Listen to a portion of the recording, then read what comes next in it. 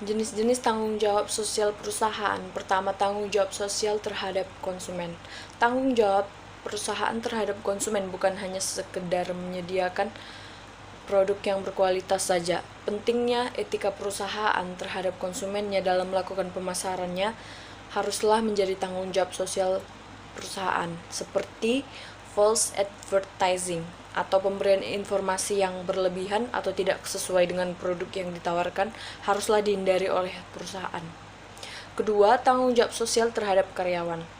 Tanggung jawab sosial terhadap karyawan yang dimiliki perusahaan juga tidak sebatas menyediakan atau membayarkan gaji oleh perusahaan, tetapi perusahaan juga harus menyediakan tempat kerja yang aman dan manusiawi.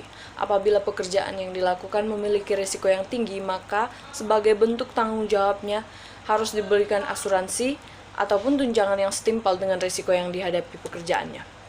Ketiga, tanggung jawab sosial perusahaan terhadap lingkungan. Lingkungan merupakan faktor penting tidak hanya bagi keberlanjutan bisnis perusahaan, tetapi manusia secara umumnya. Perusahaan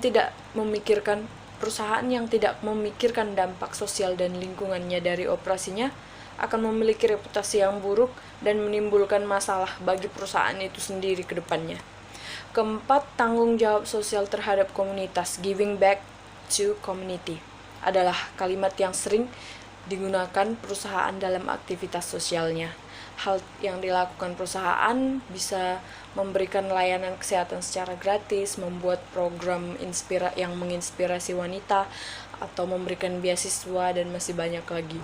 Dengan melakukan hal-hal tersebut, dapat membangun asumsi atau pandangan dalam masyarakat bahwa perusahaan tersebut secara aktif peduli terhadap isu-isu sosial yang terjadi di masyarakat. Kritik terhadap tanggung jawab sosial dalam perusahaan.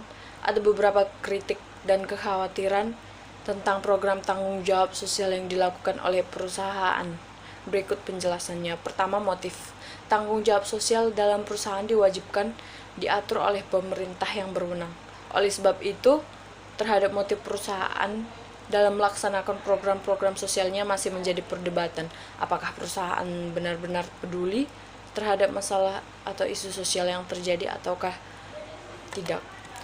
Kemudian kedua, industri kontroversial.